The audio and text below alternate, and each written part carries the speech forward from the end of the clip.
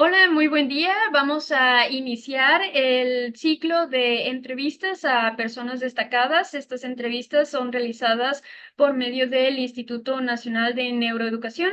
En esta ocasión tenemos la fortuna de ser acompañados por María de Colombia. Ella es una profesional docente que está enfocada en el trabajo comunitario. También realiza cuestiones de gestión cultural y artes. Vamos a empezar. ¿Cuál es tu formación académica y cómo te especializaste en educación inclusiva, María? Cuéntanos un poco de ti. Hola, buenas tardes a todos. Tengo aproximadamente 7 años de estar formándome como docente. Soy docente.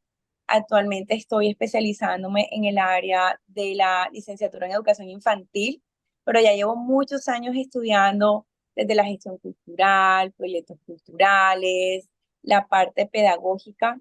También ya tengo muchos años estudiando. Y bueno, actualmente estoy realizando y he realizado varios diplomados con la Escuela de Neuroeducación de México, que ha sido mi escuela fundamentalmente en los procesos de neuropsicología y de educación inclusiva, la cual me ha brindado herramientas y me ha facilitado toda esa formación, capacitación profesional, la cual ahorita, pues, gracias a Dios me ha dado muchos frutos en mi trabajo comunitario, pedagógico y social que realizo. ¿Cuánto tiempo llevas trabajando en el campo de la educación y específicamente en la educación inclusiva? Aproximadamente llevo 7 años trabajando el tema de la educación inclusiva, abordándolo en toda su dimensión, porque cuando hablamos de educación inclusiva, no solamente se relaciona a esa comunidad estudiantil que tiene algún tipo de necesidad educativa, sino a muchos grupos. Acá en Colombia específicamente, cuando hablamos de inclusión, hablamos de comunidades LGBTI, hablamos también acerca de todas las comunidades o minorías, ya sean indígenas, afrodescendientes o raizales, también aquellas personas que están en condición de vulnerabilidad o riesgo social, también hacen parte de nuestro enfoque inclusivo, sobre todo en la parte de educación, más que todo específicamente en los niños. Ok, pareció un hermoso trabajo. Cuéntame, María, ¿qué te motivó a combinar la docencia con las artes y la gestión cultural? Yo tengo dos profesiones, yo soy docente, pero también soy artista, soy docente también en danza, soy investigadora cultural y también soy gestora cultural. Llevo muchísimos años, digamos, más de 14 años trabajando en el medio comunitario, desde el arte, desde la danza específicamente, que es el instrumento que utilizo para cambiar y transformar comunidades y reconstruir tejido social. Entonces, el tener la posibilidad de trabajar a partir de proyectos de investigación que me vincularan a conocer los contextos de las comunidades y territorios, me ha abierto las posibilidades de entender que los procesos educativos están relacionados en el entorno que tiene el niño. De esta manera, desde las tradiciones, desde las prácticas culturales de los niños, desde los factores de crianza y los procesos ambientales en los que ellos se encuentran, se convierten en facilitadores para contextualizarlos, para describirlos, para entenderlos y asimismo como docente me ha ayudado a realizar herramientas, estrategias y actividades que se enfoquen tanto al desarrollo de su aprendizaje como al fortalecimiento de sus valores culturales. Ok, sí es algo muy importante el considerar pues el medio y todo este trabajo multidisciplinario del que mencionas, es algo muy interesante. Cuéntanos, ¿cómo definirías tu filosofía educativa en el contexto de la educación inclusiva? Básicamente, considero que la educación inclusiva debe estar enfocada en los procesos culturales, participativos y sociales. ¿Por qué? Por lo que te estaba diciendo anteriormente. Todos los individuos se promueven en la sociedad y a partir de esa interrelación que tenemos diariamente, no debe haber una exclusión por nuestro color de piel, por nuestros orígenes, por nuestra ideología religiosa o por nuestra inclinación sexual o por nuestras necesidades educativas o divergencias que tengamos en el sentido de la relación que otros. Entonces siento yo que mi filosofía está más que todo enmarcada a que todas las personas deben tener acceso a la educación, a la participación y asimismo a la inclusión en la sociedad, sin importar cuáles sean sus necesidades, ya están inmersos en nuestro tejido social. Claro que sí, todo esto es muy importante. Cuéntanos, ¿qué metodologías utilizas para integrar la educación inclusiva, las artes y la gestión cultural en el aula? Desde el aula de clases, promueve el aprendizaje significativo a partir de experiencias directas con los niños. Es decir, cualquier actividad que esté relacionada con algún tema artístico, ya sea a partir de los aprendizajes de ciertos conceptos, me marco más a integrar a todos esos elementos artísticos y conceptuales, ya que estos son relevantes, obviamente, para los niños.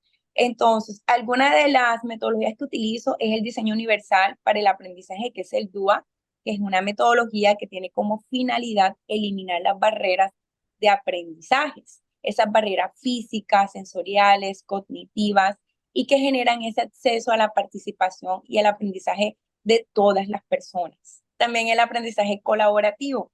¿Cómo lo realizamos? Fomentando la interacción y el trabajo de equipo de los estudiantes, y de esta manera lo podemos hacer de la inclusión de proyectos culturales y artísticos donde los niños centren una necesidad o un interés de aprendizaje. También digamos que me contribuye mucho y me facilita mucho a mi proceso de enseñanza. Y también los proyectos pedagógicos de aulas. Los proyectos pedagógicos de aula son unas herramientas que nos ayudan a que en cada una de las materias o asignaturas que trabajamos con los chicos se convierten en un modelo interdisciplinario. Es decir, si los niños centran su interés en querer aprender acerca de un concepto como, por ejemplo, los insectos, todas las áreas, desde las matemáticas, desde las ciencias naturales, informática, siempre el tema de las hormigas va a estar involucrado, pero a partir del conocimiento que a partir de estas áreas le podemos brindar, saciando así esa necesidad de aprendizaje desde su centro de interés, que fue el tema, las hormigas, por decir. Cuéntame, ¿de qué manera crees que las artes y la gestión cultural pueden contribuir a la educación inclusiva? A través de la educación inclusiva, valoramos y celebramos la diversidad cultural. Asimismo, la diversidad lingüística, social, educativa, religiosa, todo lo que enriquece nuestro tejido social y fomenta un ambiente de respeto y tolerancia.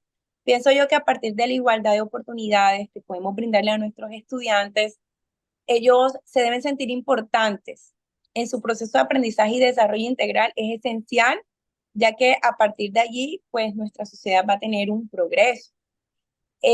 Otro de los factores que me parecen importantes es que el arte mejora la calidad educativa, la inclusión y todos los procesos educativos están emanados al desarrollo de un ambiente de aprendizaje que sea idóneo e integral para el estudiante. Cuando hablamos de esas manifestaciones artísticas, podemos vincular que ya sea desde el teatro, la danza, el baile, las artes plásticas, cualquiera de estas herramientas se convierten en estrategias que faciliten y potencialicen el aprendizaje de los chicos y que asimismo fortalezcan sus habilidades, actitudes, la creatividad, los talentos y todos los potenciales que los niños deben tener.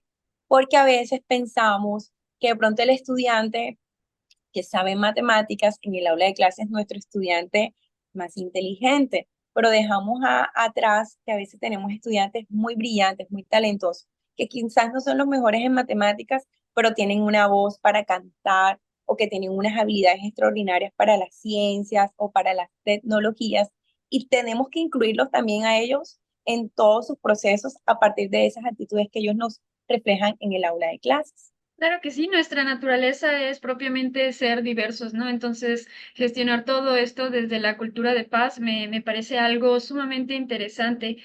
¿Qué estrategias implementas para asegurar que todos los estudiantes se sientan incluidos y valorados en el aula?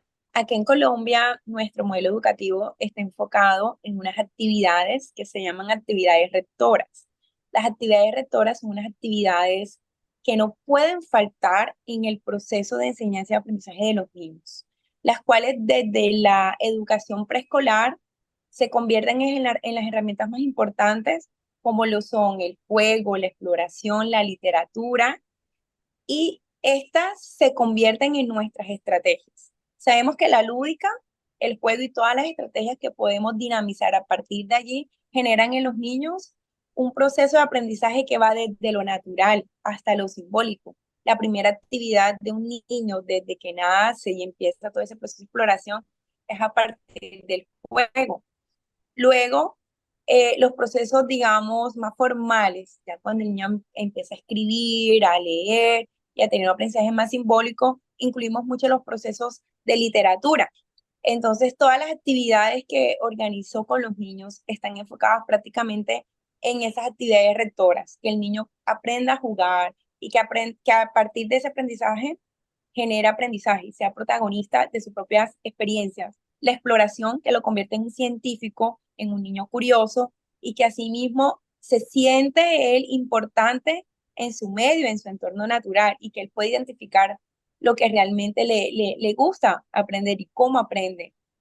Y la literatura, como te mencionaba anteriormente, que ayuda a fortalecer todos esos procesos lectoescritores, desde la lectura de cuentos, desde la creación de títeres o generando cualquier ambiente recreativo, lúdico o dinámico que fortalezca, digamos, todo su proceso de aprendizaje. Me parece fabuloso. ¿Y cómo adaptas tus lecciones para atender a estudiantes con diferentes necesidades y habilidades? Bueno, nosotros manejamos en Colombia un proceso muy importante que se llama el PIAR. Es una herramienta que involucra a los maestros, padres y otros profesionales que se convierten como en ese proceso de intervención psicopedagógica cuando algún niño tiene alguna necesidad educativa. Y básicamente es una herramienta clave que nos ayuda a promover y asegurar que todos los estudiantes tengan la oportunidad de aprender en su máximo potencial. El PIAR significa Plan Individual de Ajustes Razonables. Esta tiende a entender todas las necesidades educativas y habilidades y que aborda todo un plan curricular para que los niños puedan desarrollarse plenamente en el ámbito escolar. Entonces, las adaptaciones curriculares y razonables que hacemos mediante estrategias pedagógicas, apoyos tecnológicos, son fundamentales para poder alcanzar esos logros que queremos desde la educación inclusiva. Sí, y es tan importante realizar estas intervenciones en edad temprana para que puedan ya tener una integración pues un poquito más fluida, ¿no? Después, me parece muy interesante. ¿Podrías compartirnos un ejemplo de una actividad o proyecto en el que hayas integrado las artes y la gestión cultural para apoyar la inclusión? Sí, claro. De hecho, gracias a Dios he tenido la oportunidad de trabajar con algunas entidades que se han enfocado en el desarrollo de las competencias culturales también de los niños, jóvenes, inclusive hasta los adultos mayores. En este caso, trabajé con un proyecto muy hermoso y significativo que se llama Expedición Sensorial. Este proyecto estaba encaminado. Principalmente se focalizó en una comunidad, en una región de los Montes de María, acá en Colombia, que en algún momento fue víctima del conflicto armado. Es decir, que estábamos incluyendo a una población que fue víctima del conflicto y que nuestra finalidad era que a partir de la danza y la música tradicional, desde los mismos procesos culturales de estas comunidades, que en algún momento se vieron violentados y vulnerados y que por la violencia, el desplazamiento, el secuestro y digamos todo el conflicto armado que generó negativamente en ellos el arraigo de sus territorios, perdón, de sus territorios, se enfocó básicamente a trabajar los valores culturales, el patrimonio cultural y los valores culturales de la comunidad a partir de la danza, la inclusión, la reconstrucción del tejido social, la participación, el trabajo comunitario. Entonces creo que ese proyecto ha sido uno de los más importantes porque fue a nivel nacional y que impactó muchísimo acá en Colombia. ¿Cómo fomentas la creatividad en tus estudiantes a través de las artes y la gestión cultural? Imagínate que cuando trabajé con estas comunidades, me enfoco básicamente que fue una comunidad afrodescendiente. Las comunidades afrodescendientes por lo general a nivel social son muy receptivas. A veces nos cuesta mucho llegar a este tipo de comunidades por esa misma personalidad social que tienen los territorios. Cuando llegué allí a promover las actividades, me encontré con una comunidad que venía siendo engañada por otro tipo de vínculos, proyectos que no, realmente no manejaban en serio los procesos, sino que empecé primero que todo a fomentar en ellos la curiosidad de qué era el proyecto, ¿verdad? Luego empezamos a explorar desde sus actividades diarias, es decir, desde los procesos de su gastronomía, su música, su danza, sus prácticas culturales. Estaba trabajando con una comunidad rural y campesina, que también lo puedo detallar.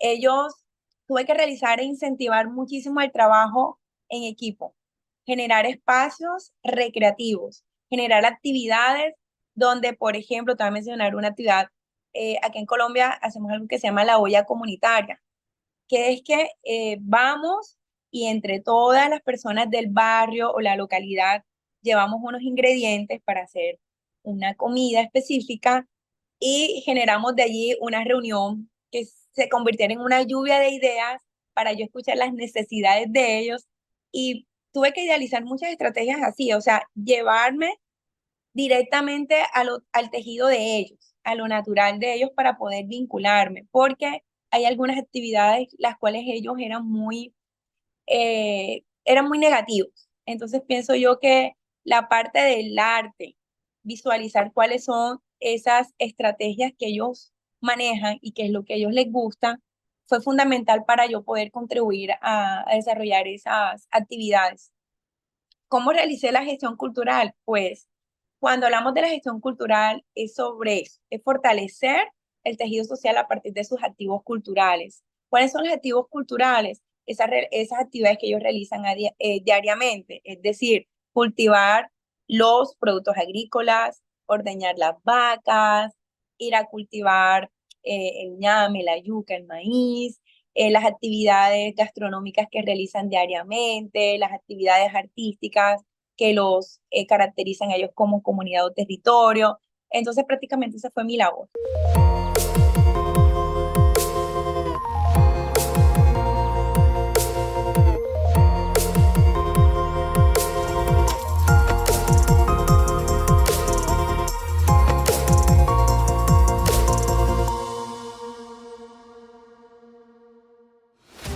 En el Instituto Nacional de Neuroeducación buscamos líderes, estudiantes universitarios y profesionales que deseen compartir con orgullo sus experiencias en la educación. Queremos inspirar con tu genialidad, entusiasmo, logros y hacer que resuenen en nuestra comunidad a toda Latinoamérica. Desde cualquier país, envíanos un mensaje al WhatsApp +55 4987 2029 o un email a informes@ineuroeducacion.com.mx y cuéntanos por qué crees que puedes ser un agente de cambio y transformación dentro de la educación. Tu historia merece ser contada. En el Instituto Nacional de Neuroeducación estamos ansiosos por conocerte. Te esperamos.